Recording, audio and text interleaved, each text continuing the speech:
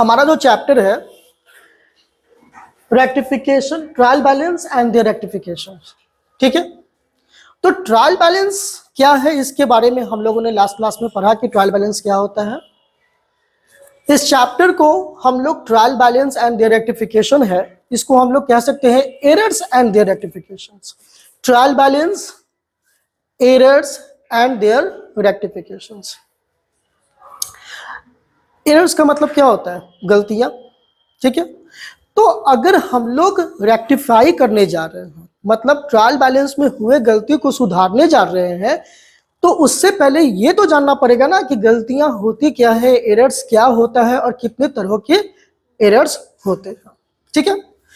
तो सबसे पहले तो जो एरर्स है उसको हम 3 पार्ट्स में डिवाइड कर सकते हैं।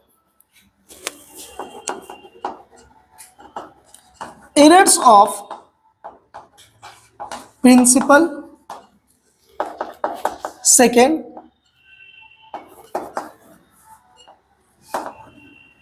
क्लरिकल एरर्स, और थर्ड है हमारा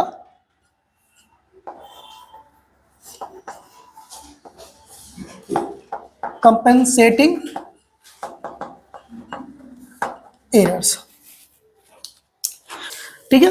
देखो, एरर्स ऑफ प्रिंसिपल की बात कर रहे हैं हम लोग। क्या है errors of principal?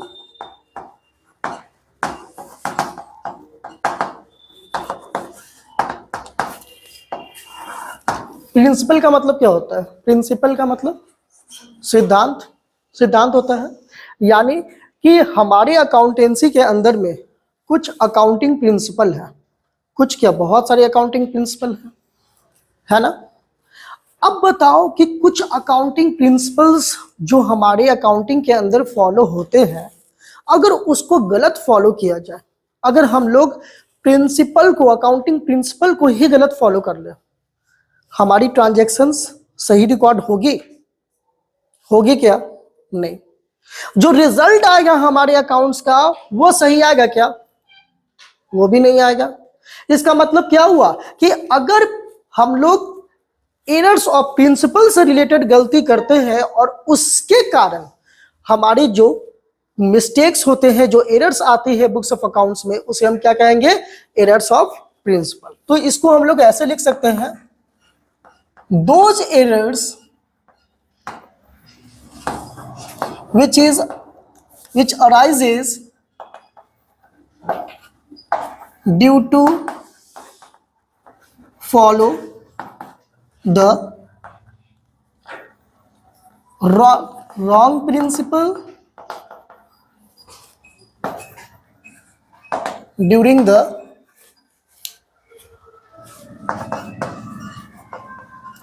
preparation of books of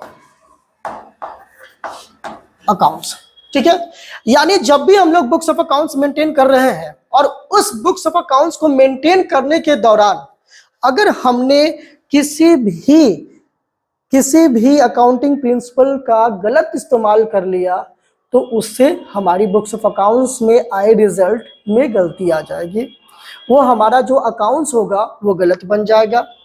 और इस एरर्स को हम क्या नाम देंगे? Errors of principle. क्यों भाई? क्योंकि ये जो रॉन्ग, ये जो एरर्स आया है, ये किसके कारण आया है? तो प्रिंसिपल को गलत तरीके से फॉलो करने के कारण। हम लोग कुछ एग्जांपल्स ले लेते हैं। जैसे मान लो कि purchased machinery for cash, okay. ये जो है परचेज्ड मशीनरी फॉर कैश, ये एक ट्रांजैक्शन है, ठीक है। क्या लगता है इसकी जर्नल एंट्रीज क्या होनी चाहिए? इसकी जर्नल एंट्री क्या होनी चाहिए? मैं एक जर्नल एंट्री लिख रहा हूं, ठीक है। Purchases account debit to cash account, मैंने एक जर्नल एंट्री लिख दिया। क्या लगता है ये सही है या गलत है? ये गलत है। क्या गलती हुई है इसमें? गलती ये हुई है कि यहां पे हमने लिखा है परचेजेज अकाउंट, ये क्या है, ये हमने जो परचेजेज अकाउंट लिख दिया, ये होने चाहिए थे क्या, क्या होना चाहिए था, मशीनरी अकाउंट होना चाहिए था। क्यों भाई, क्योंकि हमने अकाउंटिंग में पढ़ा है कि सिर्फ गुड्स के लिए ही परचेज अकाउंट ओपन करते हैं, बाकी एसेट्स के लिए हम उसी नाम से अकाउंट ओपन करते हैं जो एसेट्स है। तो यहां पे ये एंट्री क्या हो गई, गलत हो गई। ठीक है, इसके लिए सही एंट्री क्या होनी चाहिए, machinery account debit to cash account, ये हमारा सही एंट्री हुआ। ये क्या हो गया, रॉन्ग, और ये क्या हुआ हमारा करेक्ट। अब बताओ कि ये जो अकाउंटिंग के अंदर में जो ये एरर्स हुआ है, क्या ये एरर्स कैलकुलेशन से रिलेटेड गलती है, एरर्स है, नो। क्या ये किसी कारण से अकाउंटिंग ट्रीटमेंट छूट गया रिकॉर्ड करना, उसके कारण हुई है क्या, नहीं। ये एरर्स किस कारण से हो रही है, यानी कि ये जो हमारा प्रिंसिपल है वो उसके कारण इसमें गलती हुई है, क्योंकि उसके अकॉर्डिंग सिर्फ गुड्स के लिए ही परचेज अकाउंट ओपन किया जाता है, बाकी किसी दूसरे फिक्स्ड एसेट्स के लिए, किसी भी एसेट्स के लिए हम उसी नाम से अकाउंट ओपन करते हैं जिस एसेट्स की ट्रांजैक्शन हो रही है। इसका मतलब यहाँ जो मिस्टेक हुआ है, यहाँ जो एरर्स हुआ है, वो किससे रिलेटेड है, प्रिंसिपल से रिलेटेड ये एरर्स है। तो इसको हम क्या कहेंगे, एरर्स ऑफ प्रिंसिपल। क्लियर है, कोई प्रॉब्लम। ये क्लरिकल एरर्स को हम लोग दो पार्ट्स में डिवाइड कर सकते हैं। फर्स्ट है हमारा एरर्स ऑफ ओमिशन, और दूसरा हो जाएगा हमारा एरर्स ऑफ कमीशन। अब ये एरर्स ऑफ ओमिशन भी दो पार्ट्स में आगे जाके डिवाइड हो सकते हैं। एक है हमारा एरर्स ऑफ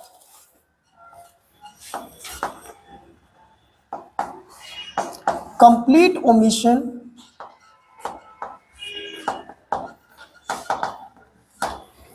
और दूसरा है हमारा errors of partially omission.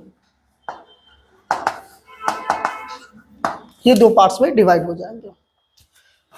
Next है एरर्स ऑफ कमीशन की बात करें। एरर्स ऑफ कमीशन के अंदर में पार्ट्स आ जाएंगे, entry in the wrong account,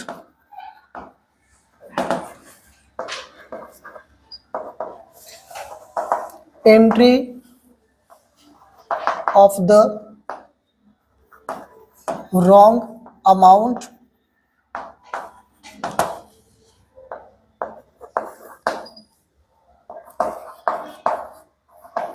errors due to wrong calculation,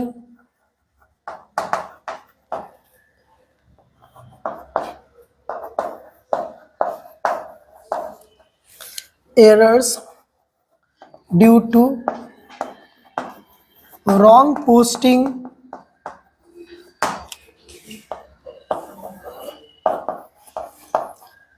errors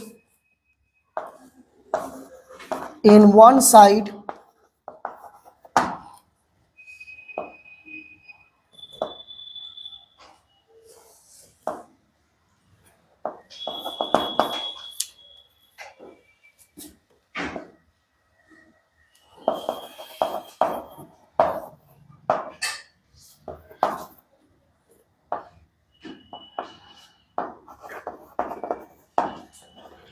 both side. ठीक है, हम लोग अपने हिसाब से उसको डिवाइड कर सकते हैं। ठीक है, तो चलो सबसे पहले क्लरिकल एरर्स की बात करें तो दो पार्ट्स में डिवाइड हो जा रहा है। फर्स्ट क्या है हमारा एरर्स ऑफ ओमिशन। ये एरर्स ऑफ ओमिशन का मतलब क्या हुआ, ओमिशन का मतलब क्या होता है, ओमिट यानी कि छूट जाना। ठीक है, यानी कि जब भी कोई हम लोग ट्रांजैक्शन या कोई भी बुक्स ऑफ अकाउंट्स मेंटेन कर रहे हैं तो कोई ट्रांजैक्शंस रिकॉर्ड करने में छूट जाती है। अब जो रिकॉर्ड करने में छूट गई ट्रांजैक्शन, तो हमारा अकाउंट्स क्या सही बनेगा? गलत बनेगा। तो जब गलत बनेगा तो उससे जो रिलेटेड गलती हुई है, उसके कारण, जो गलती होने के कारण हमारा जो अकाउंट्स में गलती हुई है, उस गलती को, उस एरर्स को हम क्या नाम देंगे? Errors of omission. ठीक है। अब इसको हम दो पार्ट्स में डिवाइड कर सकते हैं। एक हो गया हमारा कंप्लीट ओमिशन और दूसरा हो गया पार्शियली ओमिशन। इसको हम लिख सकते हैं this errors arises due to omit to record the transactions। यानी किसी भी ट्रांजैक्शंस को रिकॉर्ड करने में जब गलती हो जाती है तो उसे हम क्या कहते हैं? Errors of omission. और जब कंप्लीटली हमारा छूट जाता है, कंप्लीटली छूट गया, रिकॉर्ड करना हम लोग मिस कर दिए, या फिर अगर तो उसे कंप्लीट ओमिशन कहेंगे, अगर मान लीजिए आधा लिखे आधा छोड़ दिए तो उसे पार्शियली ओमिशन कहेंगे। जैसे एग्जांपल के लिए हम लोग ले सकते हैं कि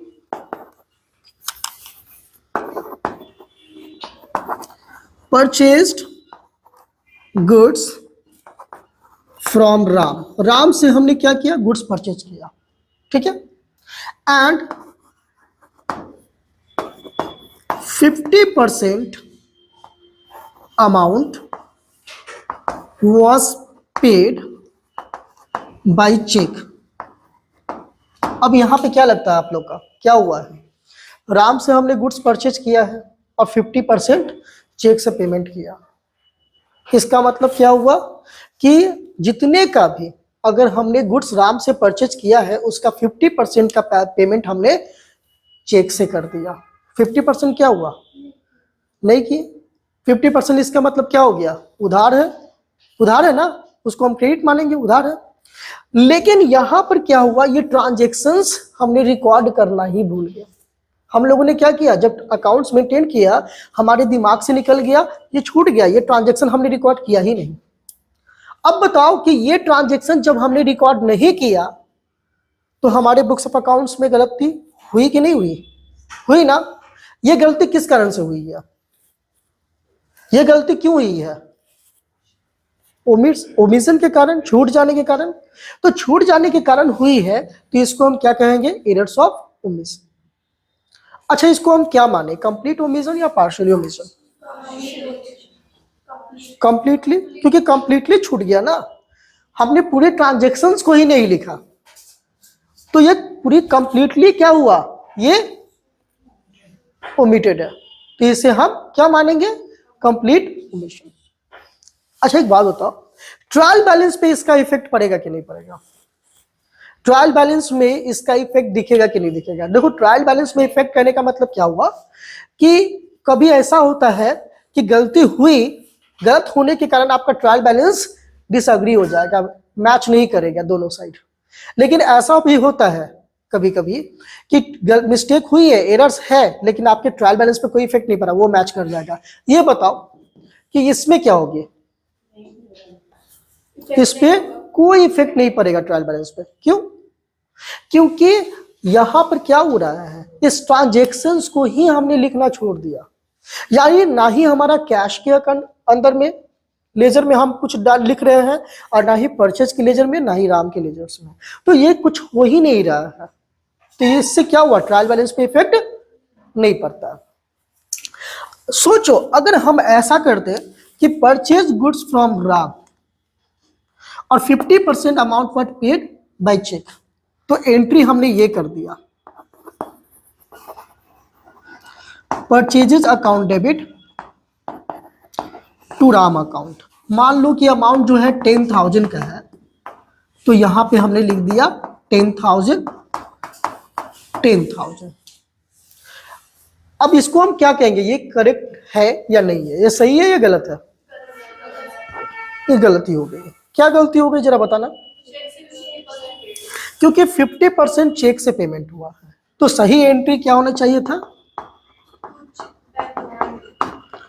और यहां पे क्या हो जाता? ये हो गया। लेकिन हमने क्या किया, हमने पूरा गलती कर दिया क्या, हमने आधा गलती किया, हमसे आधा छूटा है, आधा रिकॉर्ड हुआ है। देखो राम परचेज अकाउंट में 10,000 जाना था,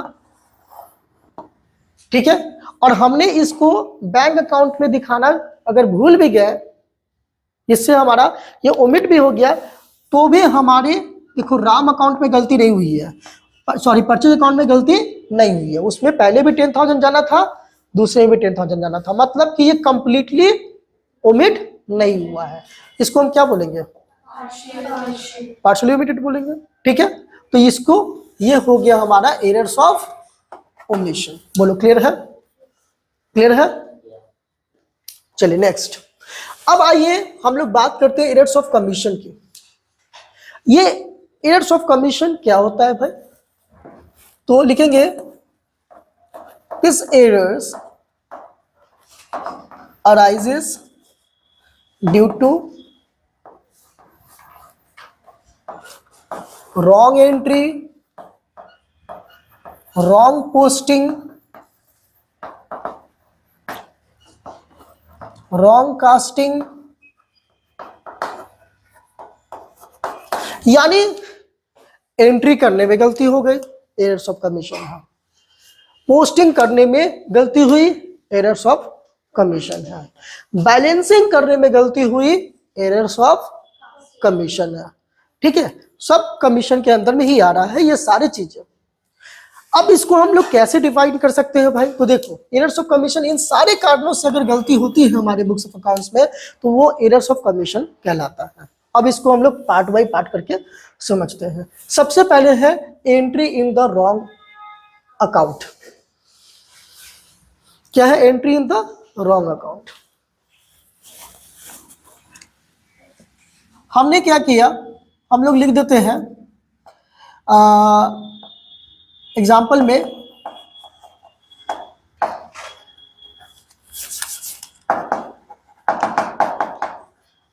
purchased machinery and for ₹10,000 and paid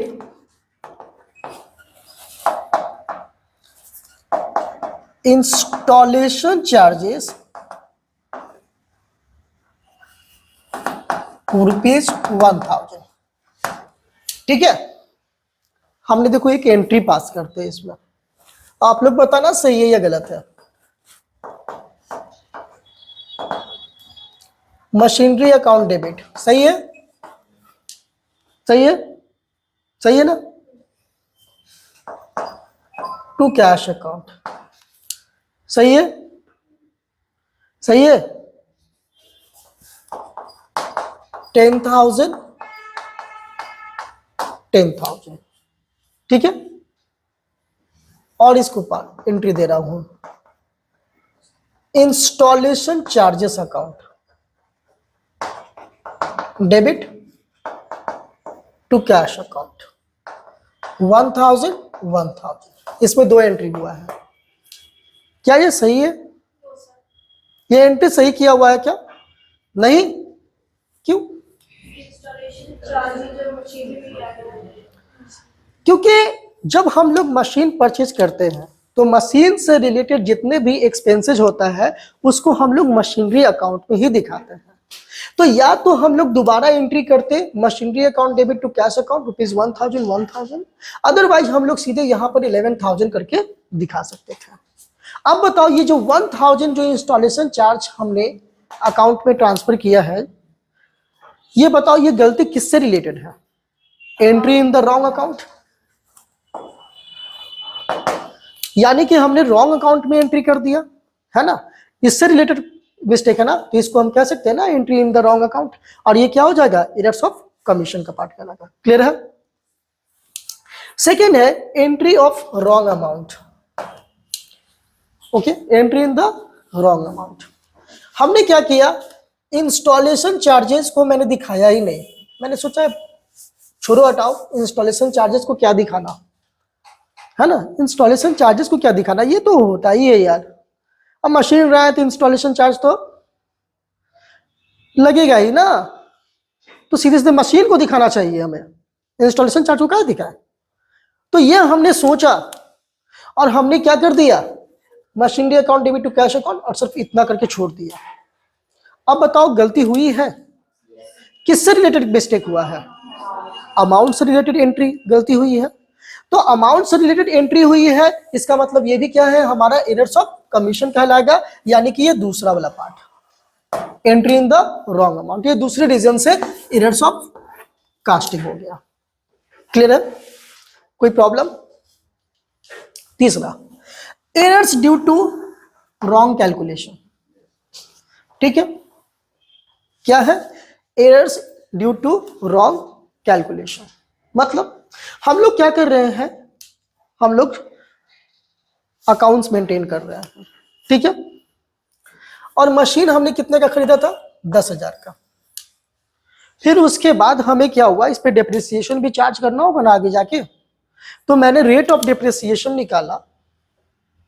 तो रेट ऑफ डेप्रिसिएशन निकालने के लिए जो फॉर्मूला होता है आप लोग को पता है, कौन सा, जब रेट ऑफ डेप्रिसिएशन पता हो तो सीधे सीधे आप लोग लिख सकते हो value of asset into rate by 100, ठीक है, इनटू मंथ बाई 12 करके। लेकिन अगर रेट ऑफ डेप्रिसिएशन नहीं पता होता तो हम लोग कोई और फॉर्मूला यूज करते हैं, क्या करते हैं,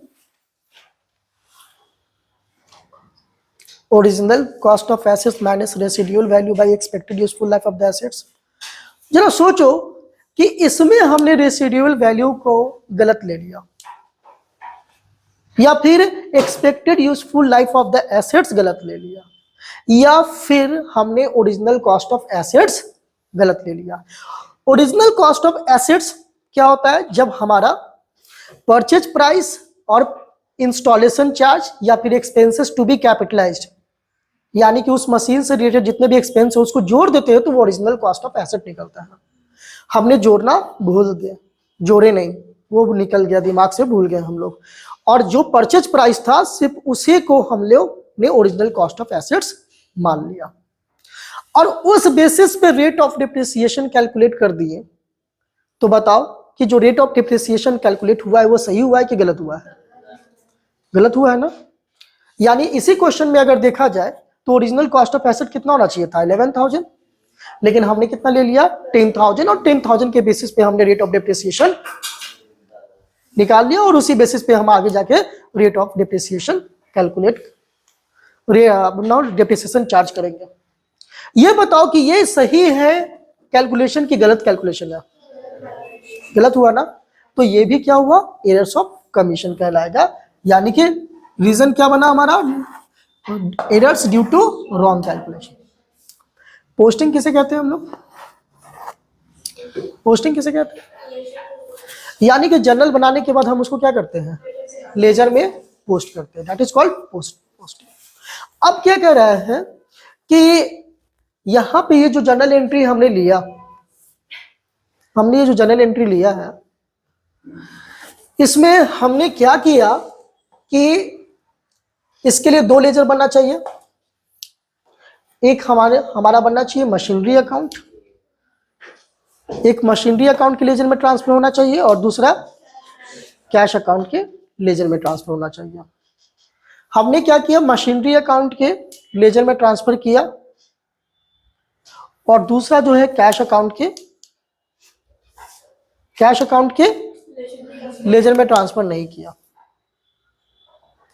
तो कैश अकाउंट का जो लेजर हमारा है वो सही बना या गलत बना, गलत, या फिर गलत अमाउंट हमने डाल दिया तो हमारा लेजर सही बना या गलत, गलत। तो ये जो एरर्स आई है क्यों आई, ड्यू टू रॉन्ग पोस्टिंग, गलत पोस्टिंग हो जाने से आई। अब ये जो गलत पोस्टिंग करने से हमारा एरर्स आया, इसको हम क्या कहेंगे, एरर्स ऑफ कमीशन। अब देखो इसमें भी दो बातें आती हैं, एक आता है हमारा एरर्स इन वन साइड, और दूसरा है errors in both side, one side और बोथ साइड। अब वन साइड और बोथ साइड कहने का मतलब क्या हो गया भाई, तो देखो अब एरर्स जो है वन साइड में आ सकता है या फिर दोनों साइड में आ सकता है, अगर कोई एंट्री आप कर रहे हो, अगर आप लेजर नहीं भी बना रहे हो और दूसरे अकाउंट ही जर्नल ही सपोज बना रहे हो और आपका दोनों साइड में गलती आ रही है, आप लोग बैलेंस शीट बनाते हो ना सर, बोलते हो सर एक साइड मैच कर गया दूसरी साइड मैच ही नहीं कर रहा है, तो ट्रायल बैलेंस में भी ऐसा हो सकता है सर, एक साइड मैच किया दूसरी साइड मैच ही नहीं कर रहा है। लेजर में भी हो सकता है एक साइड सही जा सकता है एक साइड गलत जा सकता है। तो अगर दोनों साइड में गलती होने की वजह से अगर मिस्टेक हुई है, एरर्स हुई है, तो वो क्या कहलाएगा, एरर्स इन बोथ साइड। और अगर किसी एक साइड में गलती हुई है तो एरर्स इन वन साइड। ठीक है, उसके बाद और क्या हो सकता है, एरर्स इन बैलेंसिंग। यानी कि अब हम लोग बैलेंसिंग करते हैं, C by D, B by D करते हैं, या फिर ट्रायल बैलेंस में जब ट्रांसफर करते हैं, तो उस समय अगर हमसे गलती हो गई उसे भी हम क्या कहेंगे, एरर्स ऑफ कमीशन। ये सारे एरर्स ऑफ कमीशन के पार्ट आ गया।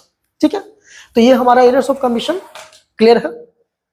अब लास्ट हमने क्या पढ़ा था, एक और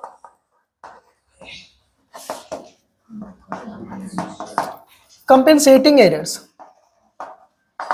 ये कंपेंसेटिंग एरर्स क्या है, तो कह रहा है कि those errors which is compensated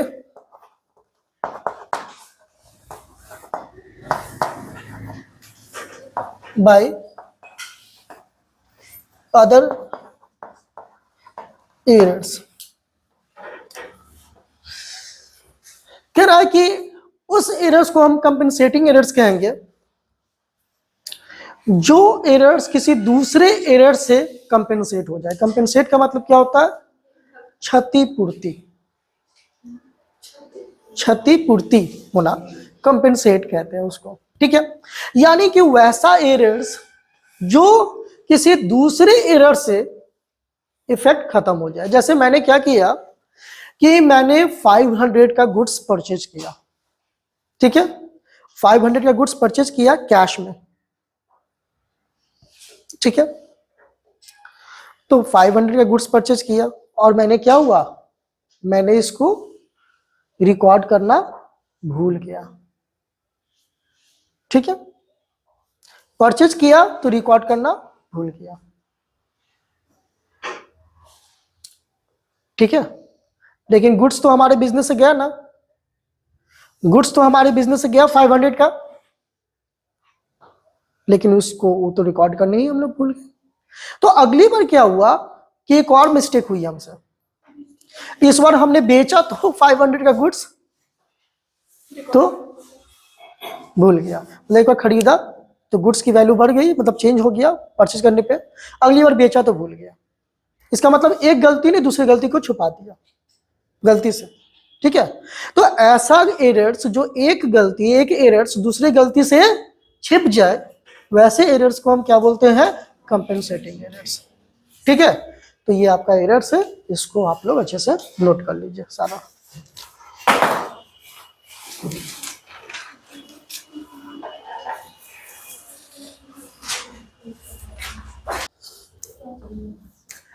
देखो अभी तो हम लोगों ने एरर समझ लिया, अब है कि इसको कैसे एरर्स को रेक्टिफाई किया जाता है।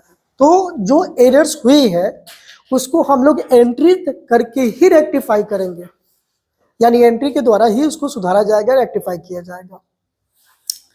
तो सबसे पहले तो कुछ सिंपल हम लोग लेंगे रेक्टिफिकेशन के प्रोसेस को समझने के लिए, और फिर उसके बाद हम लोग step by step questions change करेंगे कि किस किस तरीके के क्वेश्चंस रेक्टिफिकेशन से रिलेटेड आ सकते हैं। ठीक है, देखो वेरी सिंपल, आप लोग के बुक में 4 स्टेप्स दिए हुए रहते हैं। पहला स्टेप होता है रॉन्ग एंट्री, दूसरा स्टेप है करेक्ट एंट्री, और जो तीसरा स्टेप्स आप लोग को देखने को मिलेगा बुक के अंदर में वो होगा आपका रिवर्स एंट्री, और फोर्थ स्टेप में आप देखेंगे कि रेक्टिफाइंग एंट्री होगा। रिवर्स एंट्री का कोई काम नहीं है, ठीक है, सीधे हम लोग रॉन्ग एंट्री करेंगे, देन करेक्ट एंट्री करेंगे, उसके बाद रेक्टिफाइंग एंट्री, फिर कुछ समय के बाद आप सीधे सीधे रेक्टिफाई कर दोगे। आपको ना ही रॉन्ग करने की जरूरत है, ना ही करेक्ट करने की जरूरत है, आप सीधे रेक्टिफाई की एंट्री कर दोगे डायरेक्टली। ये आप लोग को समझने के लिए दिया गया है, ठीक है। चलो याद रखते हैं। क्या बोला जा रहा है कि a machine costing rupees 1100 purchased on credit from Mohan had been entered into the purchase book. यानी कि क्या गलती हुई है वो गलती बताया जा रहा है। ध्यान से समझोगे अच्छे से समझ आएगा, नहीं तो कंफ्यूज रहोगे। क्या बोला जा रहा है कि machine costing rupees 1100 purchased on credit from Mohan, यानी मोहन से 1100 रुपए का मशीन उधार परचेज किया गया और उसे परचेज बुक में एंट्री कर दिया गया। अब सिंपल सी बात है, मशीन परचेज कर रहे हैं, अभी थोड़ी देर पहले हम लोगों ने डिस्कस किया था कि मशीन परचेज कर रहे हैं तो मशीन से रिलेटेड जो ट्रांजैक्शन जितने भी होते हैं वो मशीनरी अकाउंट में जाता है। सिर्फ गुड्स के लिए हम लोग परचेज अकाउंट ओपन करते हैं। लेकिन यहां पर क्या हुआ, यहां पे हमने क्या लिख दिया कि परचेज बुक में उसको एंट्री कर दिया। मतलब हम लोगों ने जो गलती किया है, जो अकाउंटेंट की द्वारा गलती की गई है, वो ये कि उसको परचेज बुक में लिख दी गई, यानी purchase account debit to Mohan account. ये गलती हो गई है। ये गलत है कि सही है? गलत है ना, रॉन्ग एंट्री हो गई है। क्या है wrong entry? Purchase account debit to 1100 to Mohan account. Clear है? अब कह रहा है कि अच्छा ठीक है, ये गलती हुई है तो करेक्ट क्या होना चाहिए था? करेक्ट एंट्री क्या होना चाहिए था? तो करेक्ट एंट्री होना चाहिए क्या, क्योंकि चूंकि मशीन हम लोग परचेज कर रहे हैं तो सिर्फ गुड्स के लिए परचेज अकाउंट ओपन किया जाता है, बाकी मशीन के लिए नहीं। तो सही एंट्री होनी चाहिए थी क्या? Machinery account debit to Mohan account. ये तो समझ जाओगे गलत क्या हुआ है, ये आपको पहले पहचानना होगा। आपने ये गलती किया, सही क्या है आपने यहां लिख दिया, ठीक है। अब हम इसे क्या करेंगे? रेक्टिफाई करेंगे। अब रेक्टिफाई करने के लिए क्या बोला जा रहा है? सिंपल सी बात है, एकदम ध्यान से देखो कैसे रेक्टिफाई करना है। देखो गलती हुई कहां है, purchase account debit to Mohan account, ये रॉन्ग एंट्री है, ठीक है। करेक्ट एंट्री होना चाहिए machinery account debit to Mohan account, ठीक है। अब यहां पर देखो कि क्या मोहन के अकाउंट में गलत रिकॉर्ड हुआ है।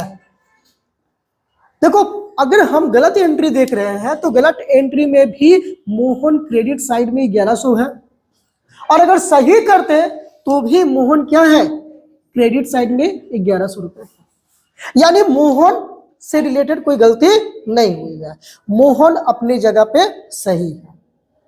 तो ये बताओ क्या मोहन को सुधारने की जरूरत है?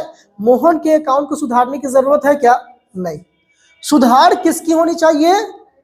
परचेज को। देखो परचेज अकाउंट में गलत 1100 रुपया डेबिट कर दिया गया।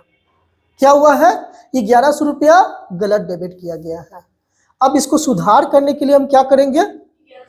इसके अपोजिट साइड में 1100 रुपया क्रेडिट कर देंगे। देखो रेक्टिफाइंग एंट्री में क्या हुआ, टू परचेज अकाउंट 1100 कर दिया गया। अब बताओ परचेज अकाउंट सुधर गया ना। दूसरा कि मशीनरी अकाउंट डेबिट होना चाहिए था, मशीनरी अकाउंट डेबिट हुआ नहीं, तो क्या करेंगे? देखो सबको एक एक लड्डू देना था, सबको एक एक लड्डू देना था। एक के पास 2 लड्डू चल गया तो उसको क्या करेंगे? वापस ले लेंगे, और एक को नहीं मिला उसको क्या करेंगे? दे देंगे। तो ये मशीनरी अकाउंट जो है इसको लड्डू मिलना चाहिए तो नहीं मिला तो दे दिया, मशीनरी अकाउंट डेबिट 1100। और परचेज अकाउंट में चला गया था जो कि नहीं जाना चाहिए था, 2 लड्डू मिल गया था तो 1 लड्डू वापस लेंगे, है ना। सिंपल सी बात है। तो यानी कि परचेज अकाउंट जो कि हमारा नहीं होना चाहिए था डेबिट में हो गया, तो इसके इफेक्ट को खत्म करने के लिए उसके अपोजिट साइड में 1100 डाल दिया, बैलेंस हो गया। मशीनरी अकाउंट डेबिट होना चाहिए था लेकिन नहीं किया गया, तो हमने उसको कर दिया मशीनरी अकाउंट डेबिट। मोहन अपनी जगह पे सही है, उसको हमने छोड़ दिया। 1 से 1100 क्लियर है, समझ आया। अब बताओ क्या रिवर्स एंट्री की इसमें जरूरत थी? इस ट्रांजैक्शन के लिए तो रिवर्स एंट्री की जरूरत नहीं थी। सिंपल है, क्लियर है। चलो एक और एग्जांपल हम लोग ले लेते हैं। क्या बोला जा रहा है कि अ क्रेडिट सेल ऑफ ₹170, 170 रुपए का उधार बिक्री की गई। किसको? राम को। 170 रुपए का उधार बिक्री किया गया राम को। ओके, अब क्या बोला जा रहा है? Was recorded as 710। देखो अकाउंटेंट को देखने में थोड़ी प्रॉब्लम हुई, ठीक है, तो होता है ना कभी कभी हम लोग 170 लिखा हुआ है उसको 710 समझ लेते हैं, है ना, मिस्टेक्स हो जाता है, किसी से भी हो सकती है। तो वही हुआ, उधार गुड्स बेचा गया 170 रुपए का राम को, लेकिन गलती से उसे क्या किया गया? 710 समझ लिया गया और एंट्री कर दिया गया। तो सोचो रॉन्ग एंट्री क्या हो गया? Ram account debit to sales account 17 और किसी से दूसरे चीज से रिलेटेड तो मिस्टेक हुआ नहीं है, बस यही अमाउंट से रिलेटेड गलती हुई है। तो हमने क्या किया? Ram account debit to sales account 710 जो गलत एंट्री हुई है उसको लिख दिया हमने। करेक्ट क्या होना चाहिए था? करेक्ट होना चाहिए था Ram account debit to sales account 170। तो इसको सुधारना होगा ना, है ना, सिंपल। सुधारने के लिए हम क्या देख रहे हैं कि राम के पास 710 चला गया जबकि जाना चाहिए था 110। तो 710 चला गया, जाना चाहिए था 110, तो हम क्या करेंगे? सॉरी 710 चला गया है, 110 जाना चाहिए था 170, सॉरी 170। चलो 170 क्या हुआ है? चला गया। अब एक बात बताओ कि राम के अकाउंट में 170 ही डेबिट होना चाहिए था ना, कितना हुआ? कितना ज्यादा चला गया? तो 540 जो कि राम के अकाउंट में डेबिट नहीं होना चाहिए था हो गया। अब इसके इफेक्ट को खत्म करने के लिए हम क्या करेंगे? तो राम के अकाउंट में जो डेबिट हुआ है 170 वहां तक सही है, लेकिन जो 170 से ज्यादा यानी कि 710 हो गया है, उसमें से 170 से ज्यादा कितना है उसको पहले कैलकुलेट करेंगे। तो हम देखेंगे 710 में से 170 लेस कर दिए, 540 आएगा क्या? 540 आएगा। मतलब क्या हुआ कि राम अकाउंट डेबिट में सही है, लेकिन ये 710 सही नहीं है, यहां 170 ही होना चाहिए था। तो इसके इफेक्ट को खत्म करने के लिए हम क्या करेंगे? राम को लिखेंगे क्रेडिट साइड में और 540 क्रेडिट कर देंगे। तो अब देखो इधर 710 था, हमने डेबिट में लिख दिया था, ठीक है। अब इसके क्रेडिट साइड में हमने क्या कर दिया? क्रेडिट साइड में 540 डाल दिया। अब बताओ कि 710 डेबिट में और क्रेडिट में हमने उसको क्या किया? 540 कर दिया। तो अब डेबिट में से क्रेडिट जाएगा तो इधर कितना बचा? 170 बचा ना, तो यानी कि इफेक्ट खत्म हो गया, इफेक्ट खत्म हो गया ना। उसी तरीके से सेल्स अकाउंट में गलती से 710 रिकॉर्ड हो गया, होना कितना चाहिए था? 170। तो इसको अपोजिट में जाके हम क्या करेंगे? सेल्स अकाउंट को डेबिट कर देंगे 540। क्लियर है? क्या इसमें रिवर्स एंट्री की जरूरत थी? नहीं। तो जब तक जरूरत नहीं है करने की जरूरत नहीं है, बस सिंपल सी बात है। देखो जितना डेबिट में ज्यादा चला गया है उसको हम लोग उसके अपोजिट साइड में लिख दिए, और जितना क्रेडिट में ज्यादा चला गया उसको अपोजिट साइड में लिख दिया। सिंपल है, क्लियर है? चलो अब नोट कर लो।